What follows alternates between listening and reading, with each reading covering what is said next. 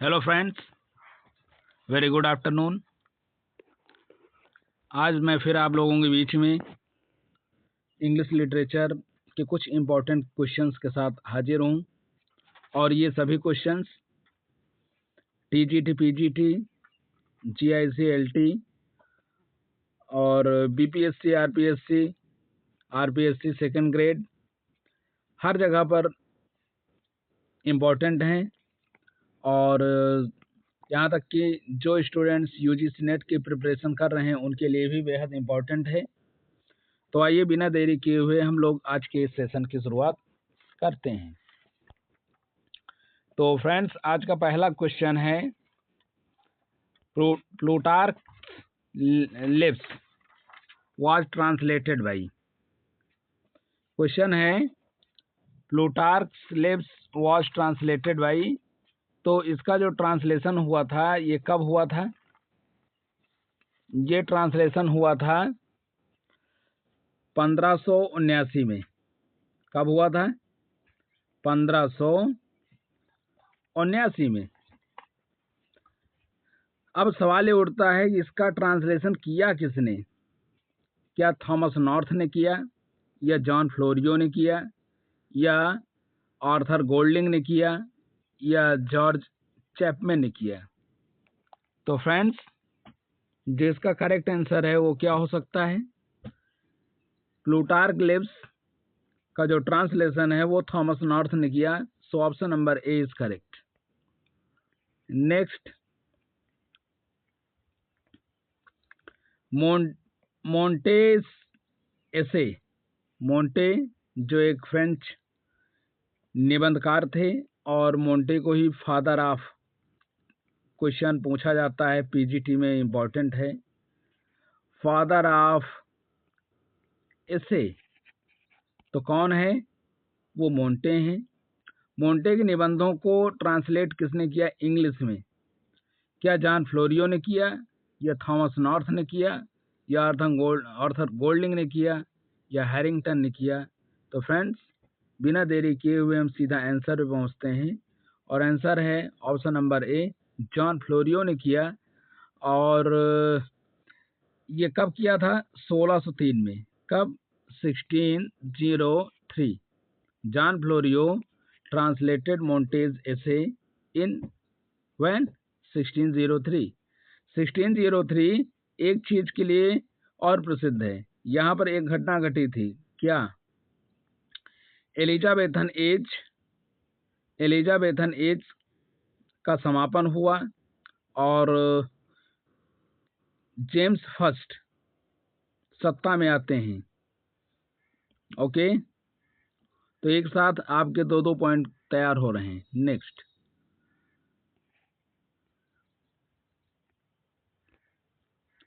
ओविड्स Metamorphosis. Ovid एक महान लेखक, इनके मेटामॉर्फोसिस का ट्रांसलेशन किया गया कब? 1565 और 1567 में। कब? 1565 और 1567 में किया गया। किसने किया? क्या आर्थर गोल्डिंग ने, या जॉन फ्लोरियो ने, या जॉर्ज चैपमैन ने, या थॉमस नॉर्थ ने? तो correct answer friends, Arthur Golding. Arthur Golding translated Ovid's Metamorphosis कब? 1565 और 1567 में। नेक्स्ट,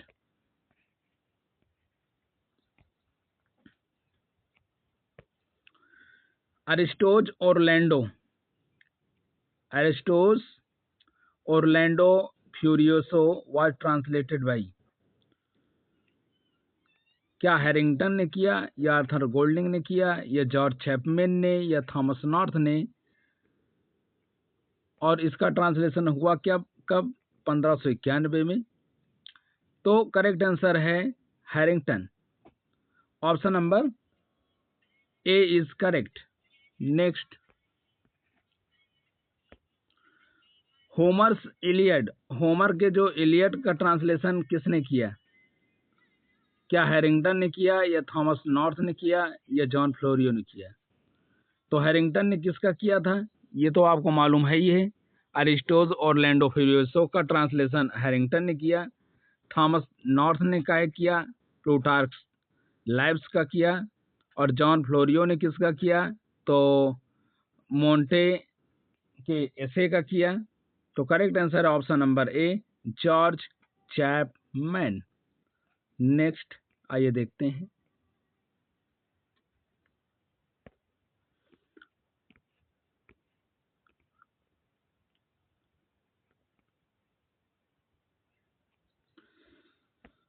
फ्रेंड्स, अगला क्वेश्चन है, the Waste Land is a series of which of the following.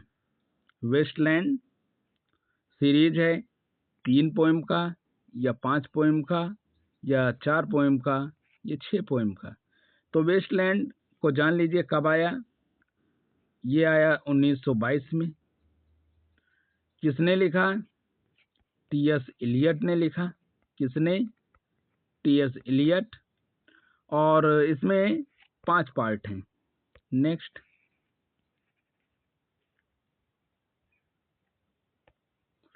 Family reunion, how many parts are there in Eliot's play the family reunion. Family reunion में कितने part हैं? 2 हैं, या 3 हैं, या 4 हैं, या 5 हैं? तो इसमें 2 पार्ट्स हैं। इलियट्स कॉन्फिडेंशियल क्लर्क क्या है? प्ले है, नॉवेल है, पोम है, या क्रिटिकल ट्रेटाइज है? तो कॉन्फिडेंशियल क्लर्क एक प्ले है। Eliot use the term objective correlative कहाँ पर? फंक्शन ऑफ क्रिटिसिज्म में। एलियट ने ऑब्जेक्टिव कॉरलेटिव फ्रेज का जो इस्तेमाल है कहाँ किया? क्या फंक्शन ऑफ क्रिटिसिज्म, या ट्रेडिशन एंड इंडिविजुअल टैलेंट, या हैमलेट एंड हिज प्रॉब्लम्स, या frontier of criticism? Correct answer option number C, Hamlet and problem. Next, अब आगे चलिए, आगे देखते हैं।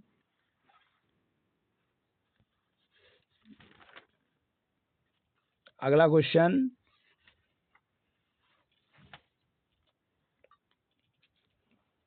Thomas Kyd's life time was. Very important question है, और वो बच्चे जो अभी लिटरेचर प्रिपरेशन की स्टार्टिंग की है उनके लिए तो very very important. Thomas kid का जो लाइफ टाइम है वो क्या है? थॉमस किड का जन्म क्या 1558 से 1598 तक था, या 1558 से 94 तक था, या 1564 से 1616, या 1552 से 1599? तो करेक्ट आंसर इसका फ्रेंड्स क्या है?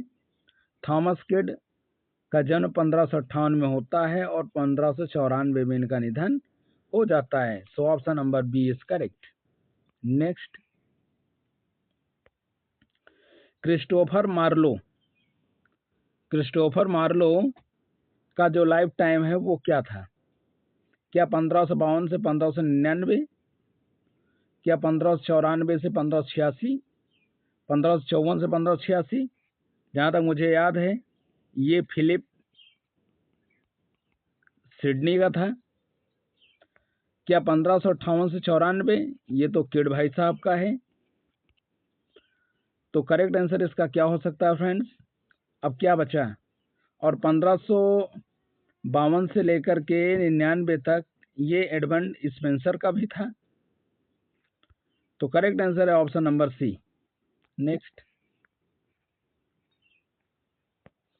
इन विच शेक्सपियरियन प्ले, शेक्सपियर के किस प्ले में क्यूरन नाम का कैरेक्टर आता है? क्या मैकबेथ में, या ओथेलो में, या किंग लियर में, या हेमलेट में?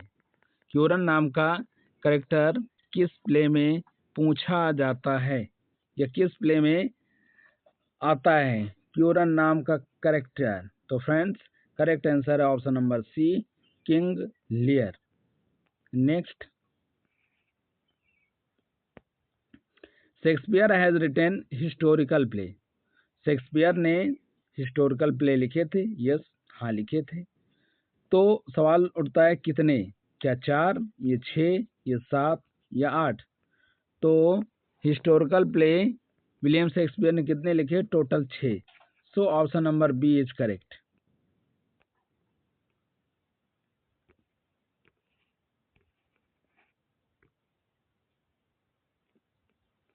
नेक्स्ट क्वेश्चन है, जॉन डन्स लाइफ टाइम वॉज। जॉन डन का जो जीवन काल था वो क्या था? क्या जॉन डन का जीवन काल 1564 से लेकर 1616? तो ये किसका था मालूम है? ये था शेक्सपियर का। किसका था? शेक्सपियर का। 1554 से 86 ये सिडनी का था, फिलिप सिडनी। तो जॉन डन का जो लाइफ पीरियड है वो 1573 से 1637 या 1573 से 1631। Correct answer option number D. John Donne was born in 1573 and died in 1631. Next, Robert Greene's life time. Robert Greene का जीवन काल क्या था? रॉबर्ट ग्रीन क्या थे? रॉबर्ट ग्रीन एक यूनिवर्सिटी विट्स थे। तो इनका जीवन काल क्या था? क्या 1573 से 1637 या 1573 1631? ये किसका था? ये डी फॉर डन का था। 1554 से 1586 ये एस फॉर सिडनी का था। 1558 से 1592 क्या करेक्ट आंसर ये बन सकता है? तो रॉबर्ट ग्रीन का जन्म 1558 में हुआ था, निधन 1592 हुआ था। Correct answer option number C, बिल्कुल correct answer option number C. Next,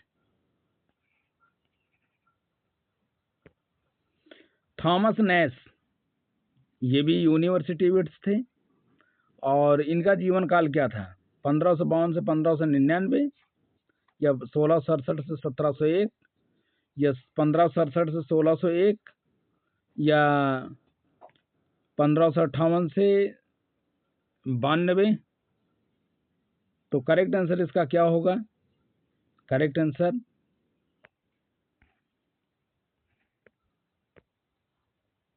answer option number C.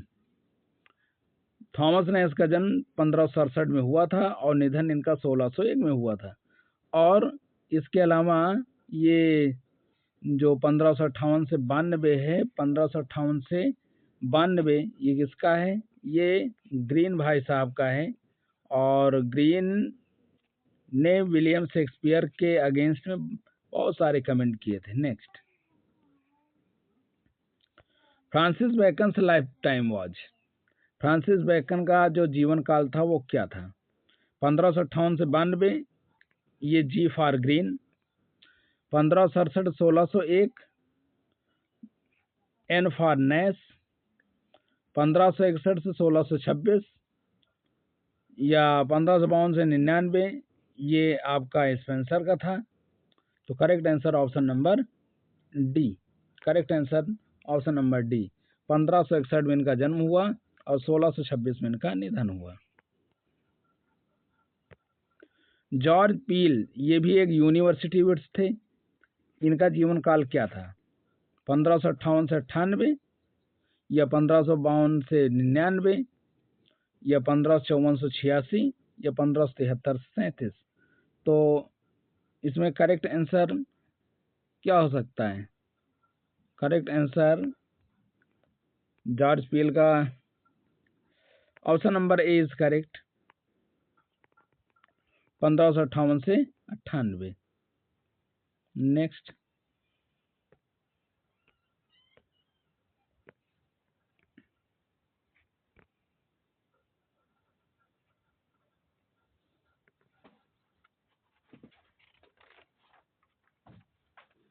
Next question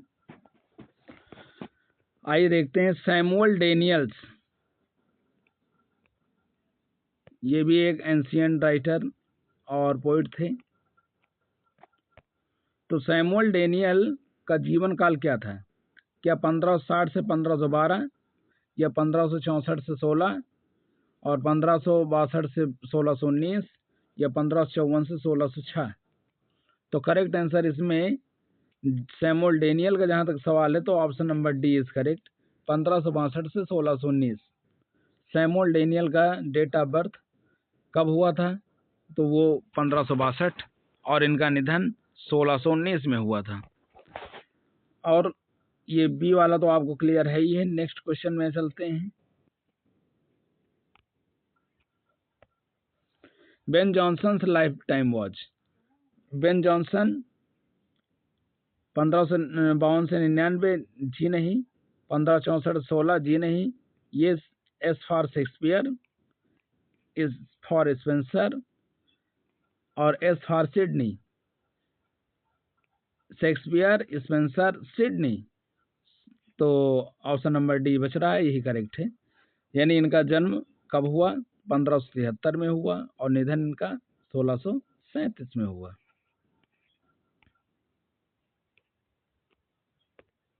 Ben Jonson poetry collection. Ben Jonson का जो पोइट्री कलेक्शन था जिसका नाम था क्या? The forest. इस ये पब्लिश हुआ था कब? 1514 में या 1515 में या 1615 में या 1616 में।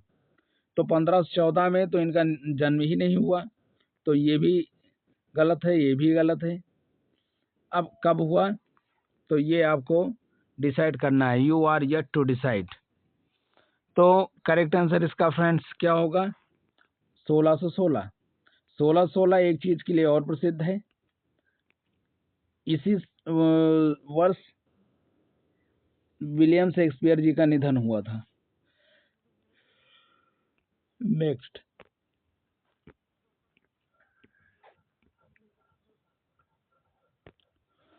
Who wrote an apology for poetry. An apology for poetry 1595 में किसने लिखा? तो ये क्या चौसर ने लिखा? चौसर थे ही नहीं। सिडनी, जॉन लिली या ड्रेटन? करेक्ट आंसर है B for ball, Philip Sidney. Philip Sidney ने एन एपोलॉजी फॉर पोइट्री लिखा था। नेक्स्ट,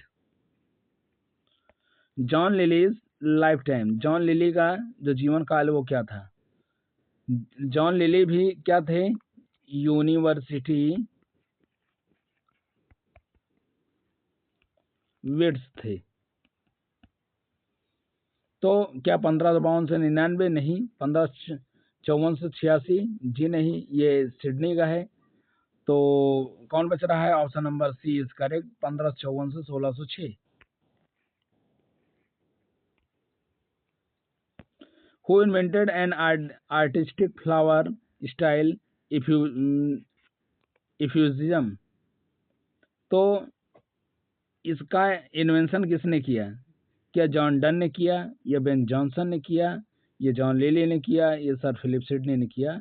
तो इफ्यूजम की जो शुरुआत है, यानी इसको इन्वेंट करने वाला कोई और नहीं बल्कि जॉन लिली साहब हैं।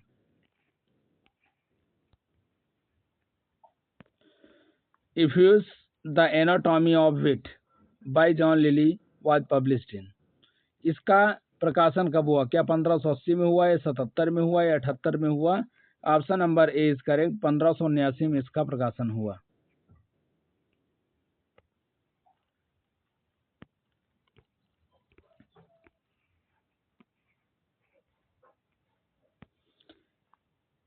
एडमंड स्पेंसर का जो जीवन काल था वो क्या था? क्या 1550 से 1590, या 1590 से 1630, या 1552 से 1599, या 1553 से 1586? तो ये भी गलत, ये भी गलत, ये भी गलत। करेक्ट है ये एडमंड स्पेंसर जो थे, इनका जो जन्म है वो हुआ था 1552 में, 1552 में, और निधन हुआ था 1599 में। तो करेक्ट आंसर है option number C, C is correct. Sir Philip Sidney's life time.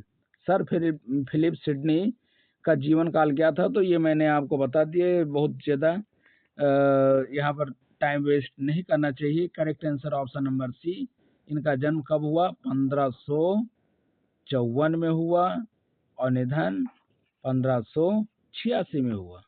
Next,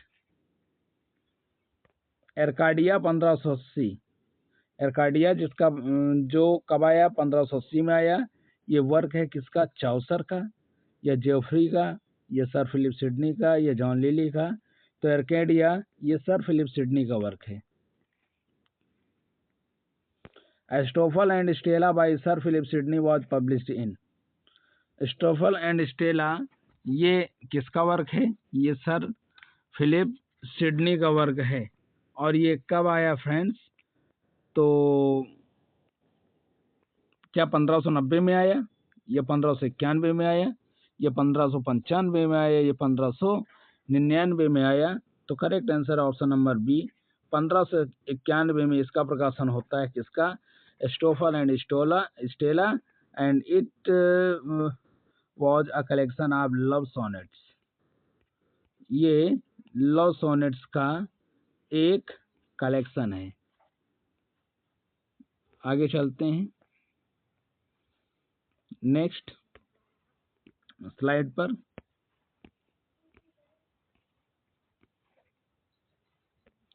hundred year war started in. 100 year war किसके बीच शुरू हुआ? ये फ्रांस वर्सेस इंग्लैंड। ओके, कब शुरू हुआ? क्या 1337 में, 1338 या 1339 या 1340? करेक्ट आंसर है 1338। 1338 में ये 100 ईयर्स वार शुरू हुआ। नेक्स्ट, अंडर हुज लीडरशिप किसके नेतृत्व में लोलार्ड मूवमेंट शुरू हुआ? सर गैविन या अल्फ्रेड या कैडमन या जॉन वाइक्लिफ? तो correct answer option number D, John Wycliffe. John Wycliffe के नेतृत्व में लोलार्ड मूवमेंट शुरू हुआ था। एडमंड स्पेंसर शेफर्ड कैलेंडर, क्या शेफर्ड कैलेंडर इसका प्रकाशन कब हुआ? क्या 1479 में हुआ? नहीं। क्या 1587 में हुआ? नहीं। या 1595 या 1579? तो करेक्ट आंसर इसका क्या हो सकता है फ्रेंड्स? करेक्ट आंसर है 1579। तो option number B is correct. 1579 में शेफर्ड कैलेंडर का प्रकाशन हुआ। नेक्स्ट, एडमंड स्पेंसर बाय एमरेट टी, एडमंड स्पेंसर का एक वर्क है एमरेट टी। इसका प्रकाशन कब हुआ है? या 1590 या 94 या 1595 या 1600? तो करेक्ट आंसर है 1595। इसमें कितने सोनेट्स हैं? 88। ओके, 88 सोनेट हैं और एक और पोम है, और वो एक तरह से मैरिज सॉन्ग है। तो चलिए नेक्स्ट। और फ्रेंड्स यहीं पर आज का ये सेशन ख़त्म होता है और आज मैं इसी पर अपनी क्लास को विराम देता हूँ। अगर क्लास अच्छी लगी है, अगर आपके लिए थोड़ा भी अगर ये हेल्पफुल है और कुछ आपको पॉइंट्स मिले हैं, तो निश्चित तौर पे आप इसे लाइक शेयर सब्सक्राइब करना ना भूलें। बहुत बहुत धन्यवाद।